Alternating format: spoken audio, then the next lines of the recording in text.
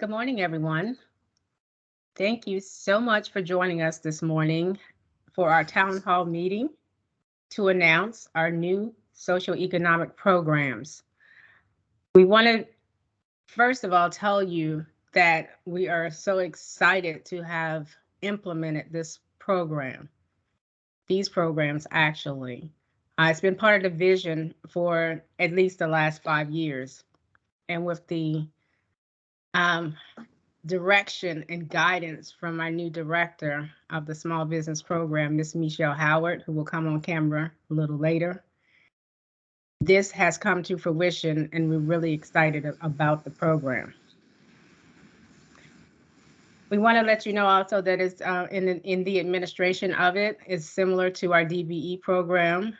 Some of you may or may not know that the DBE program also has been on a journey over the last 5 years, coming from 2016, where we were only achieving somewhere between 10 and 12%, to now the last fiscal year, we've achieved over 25%. So another success story. And we definitely want to praise and give thanks to the Small Business Program Office for all their successes.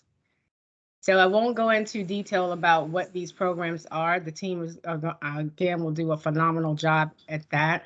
Just wanted to once again recognize the impact that the Small Business Program Office is having on the contracting community, especially with these programs now being stood up, a direct impact on the local small and minority businesses.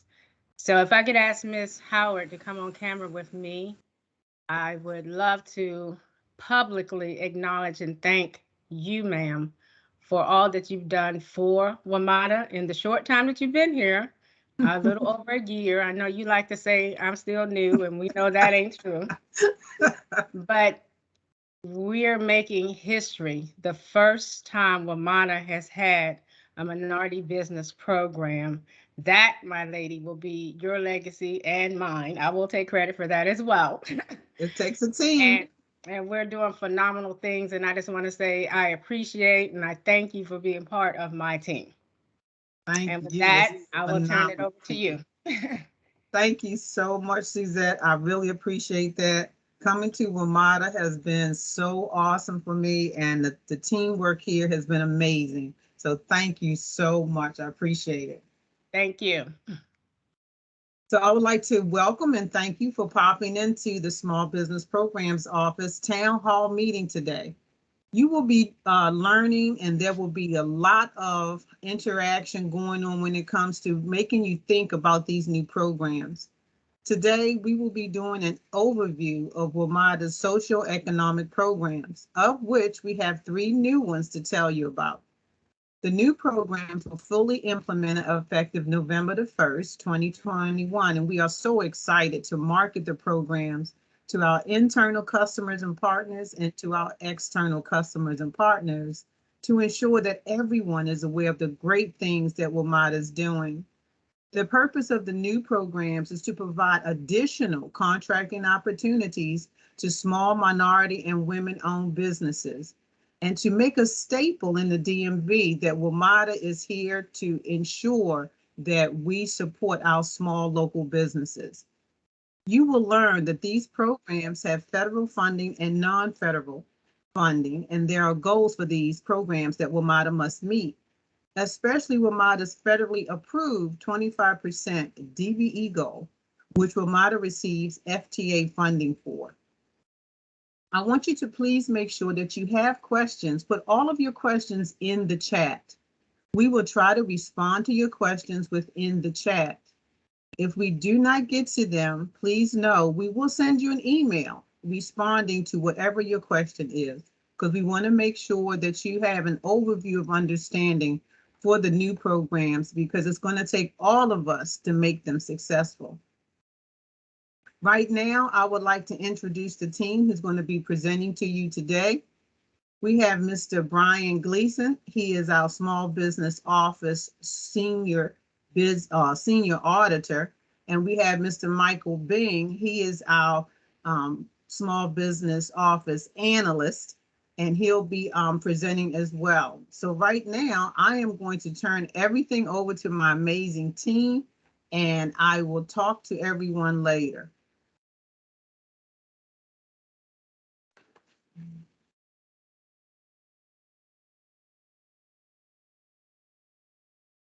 Michael, you're on mute. There you go. Good morning, everyone.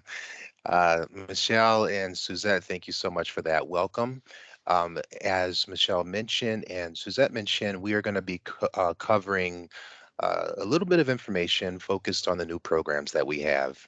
Uh, there's going to be a safety contact, socioeconomic program overview. We're going to give an overview of the certification process, and then we're going to go into compliance, the legal requirements, prompt payment, couple acronyms, and then pre and post cycle, and then we'll flow right into the questions and answers. So a safety contact. Before starting a job, think of potential hazards and how to protect yourself. Should you see anything, please notify the safety hotline either by phone or you can log on to the Metro web to make that report online.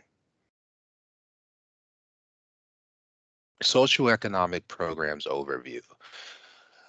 So we have 5 different socioeconomic programs and 2 certification overview committees. The programs are the Disadvantaged Business Enterprise Program and the Small Business Enterprise Program, both of which are covered under the CF 49 CFR 26 et al. And then the newer programs that we have, there are non-federally funded programs or for projects that are non-federally funded are the Minority Business Enterprise Program, the Small Business Program, and the Micro Business Program.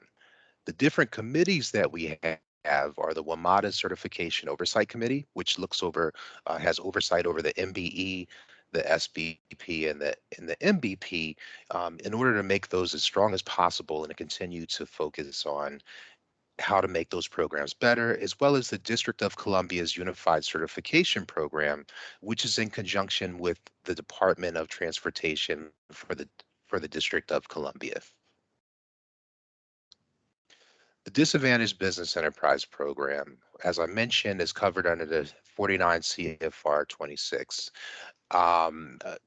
That program is really based on the socially and economically disadvantaged individual having 51% or more control of the company, their personal net worth not exceeding 1.32 million, and their gross revenue over 3 years for the business not exceeding 26.29 million. The SBE program is for a smaller subset of those same companies that qualify. The same similar criteria for the DBE program, the MBE program follows. It's a mirror of that program to make it easier for everyone to be able to work with it. However, the MBE program is for non-federally funded projects. So the MBE program is race conscious, and once again, it mirrors the DBE program. We recently concluded a disparity study in January 2022 to help us with our, potentially help us with our overall goals for the program. The SBP program is race neutral, so it does not have to be socially and economically disadvantaged individual, and it also does not include the personal net worth maximums in order to qualify for the SBP program, as well as the smaller subset, which is the MBP program, the micro business program. These programs do, however, require that an individual has to be headquartered in the DC, Maryland, or Virginia area. The SBP program has a small set aside of contracts from $50,000 to up to $1 million based on the discretion of Suzette Moore, and that typically those contracts are going to go from $50,000 to $500,000. It can exceed based on discretion. Then there is the micro business program, and that's for contracts that are up to $50,000. One of our focuses is to really look at how those purchase cards, those purchases can be used for those smaller contracts. And once again, those two areas, the SBP and MBP, are for the companies based in the DMV. It's race and gender neutral. The MBE program is race and gender conscious. This right here is just the bullets of everything that I just covered. The MBE program, once again, mirrors the DBE program, and the SBP and MBP both are also non-federally funded projects, and they're for the individuals who it's actually for companies that are race and gender neutral. Um, Individuals that are presumed disadvantaged: African American, Asian American, Hispanic, Native American, subcontinent Asian American, and women. There are exceptions, but these are individuals who are presumed disadvantaged. Certification, recertification, and a 3-year audit process. This is just a very high level review of what goes into the certification process. Our goal is to get as many qualifying businesses to become certified as DBEs, SBEs, as well as MBEs or SBPs and MBPs. There are 2 applications. The one application is for the DBE and SBE program, and there's one application for all 3 non-federal options, which is the MBE, SBP, and MBP. Everyone must register through Metro Supplier Portal, and should they need any assistance, please refer anyone to the SBPO hotline at WMATA.com. Some of the documents that are necessary for an individual to be considered for certification as a DBE or an MBE are resumes of all owners, personal net worth statements, 3 years personal tax returns, proof of transfers of assets, bank statements. All of these documents that we request are in an effort to validate and verify that an individual truly does qualify to be a DBE based on their personal net worth or based on the revenue of the business. We want to ensure that there's not a conflict of interest based on a business owner receiving funds from a non-socially and disadvantaged individual in order to set up their business, which could mean that there could be a pass-through situation. So we go through a pretty exhaustive process to determine that they are actually a viable disadvantaged business enterprise or minority business enterprise. Everyone must apply through the WMATA Metro Supplier Portal. Should they need any help, once again, they should reach out to the SBPO hotline at WMATA.com. For annual recertification, it's a little bit more simple. All they have to do is upload their most recent corporate and personal tax returns, DBE home state letter, and their DBE no change affidavit. That applies to all individuals that are socially and disadvantaged owners of the business. For the 3-year audit, we dig a little bit deeper. We look at 3 years personal, 3 years corporate. We look at their home state certification letter. If they're local to DC, then we go through the process of verifying that they're still qualified for their NAICS codes. We look at the no change affidavit to ensure that there are no material changes. We look at their personal net worth, dig a little bit deeper, verify that nothing's missing and they're not exceeding that 1.32 million max. And we also look at some of their formal or past contracts to kind of analyze that a little bit. And that applies once again to all individuals that are majority owners that are socially and disadvantaged business owners of that firm. Next, my colleague, Brian Gleason, will be covering contract compliance. Good morning, everybody. Thank you for joining us. I'm taking the time out of your schedule. As Michael mentioned, I'll be talking about contract compliance. Many have probably heard of, but most probably forgotten. However, I'm here to remind you and serve as a refresher. Contract compliance consists of two phases. One is pre-award, the second is post-award. Throughout this presentation, I'll go into further detail as to which is which. Next slide. Okay. So contract compliance is a mechanism that we use to monitor not only contract performance, but the financial activities and usefulness of proposed certified subcontractors on any project. Next slide. So many will ask, well, why are we doing this? Why do we have to do this? Is this legal? And if so, do they have any guidance? Well, the answer to that question is yes, it is a legal requirement, and there are guidances as to contract compliance. According to 49 CFR 26.13, both the recipient, which will be WMATA, and contractor must sign and include the assurance that the recipient shall not discriminate on the basis of race, color, national origin, or sex in the award or performance of a contract. WMATA is required to take every necessary and reasonable step to ensure that there is no acts of discrimination in the award and or administration. Next slide. All contracts signed between the prime contractor and the subcontractor must also include the same statement of assurances of non-discrimination as WMATA with the federal agency. The contractor must clearly include the requirements of the assigned socioeconomic program, the goal, and the administration of the contract. If the prime contractor fails to carry out any of these requirements, it can be considered a breach of contract, which may result in various penalties. Next slide.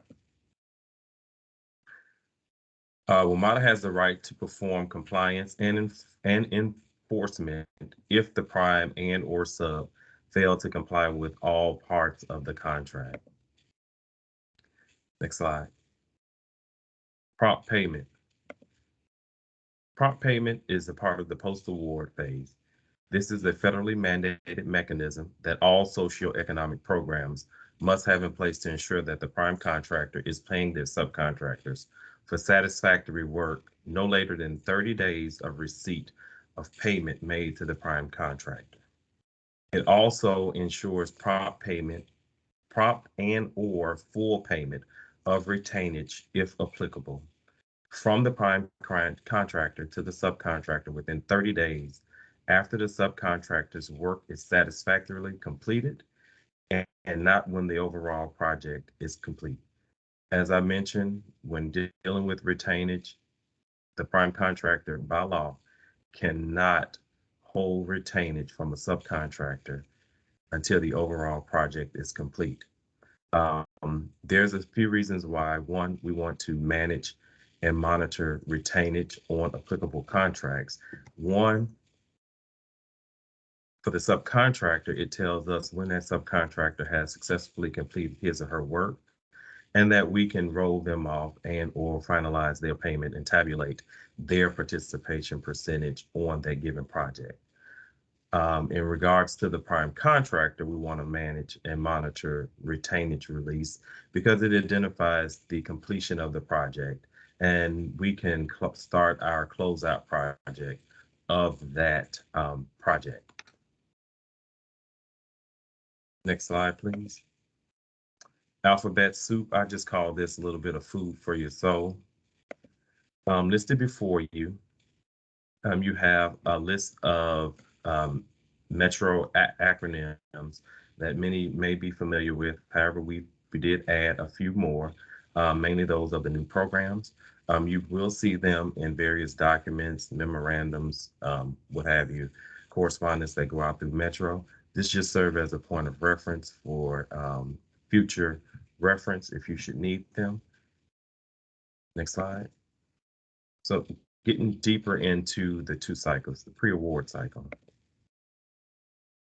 The pre-award procurement cycle chart that's before you, one serves as a point of reference if throughout your tenure with Metro, you should have to create a solicitation. So you'll know the start process, the process from beginning to end, who's responsible and what office is responsible for what. This is to illustrate the successful flow from beginning to end.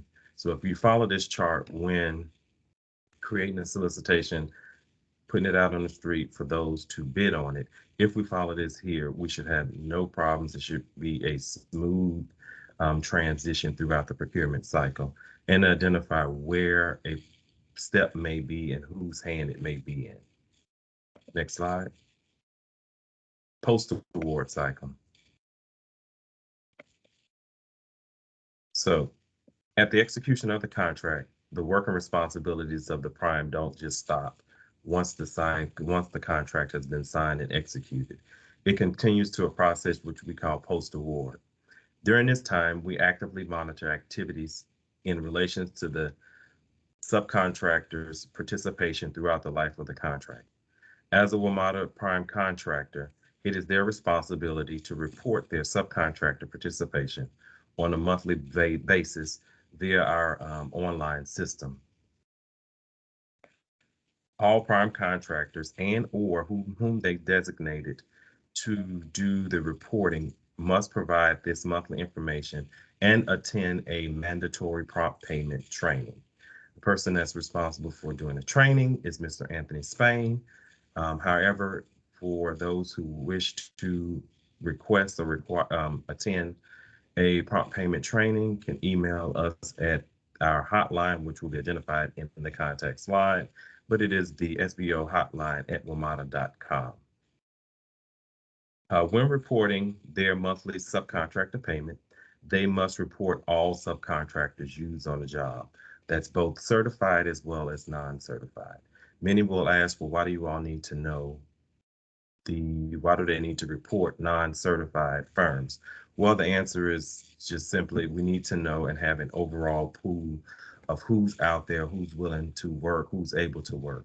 Having this complete information allows us, one, to put reasonable and realistic goals on the projects. We don't want to put aspirational goals because it will be a complete failure to the prime contractor and overall result in failure in not meeting our annual goal as a whole with WMATA. Secondly, the reason why we want to know this is, one, WMATA just completed their disparity study. The disparity study simply shows us or tells us if there's a disparity amongst which race, which gender, which program did it tell us what we need to do, how we need to do if there's any adjustments that's needed. My director will go through a little bit further as to the completion of the disparity study, but that is something that we go through typically every 5 years or so, just to see who is still willing, able, and ready to do work. The second one is due to a market utilization study that tells us which firms are still active, which firms can do business, are certified to do business, and who's willing, able, and ready to do work with WMATA and or any other federal agency that receive federal funds. When reporting their monthly subcontract payments, again, as I said, they must report both per 49 CFR Part B 26.29 under administrative requirements for DBE programs and or socioeconomic programs that are federally assisted throughout the life of the contract.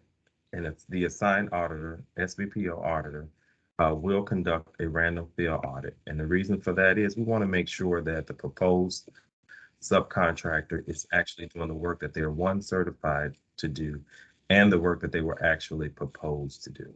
We have found sometimes in doing our commercially useful function review that some firms sell their certification just to get paid.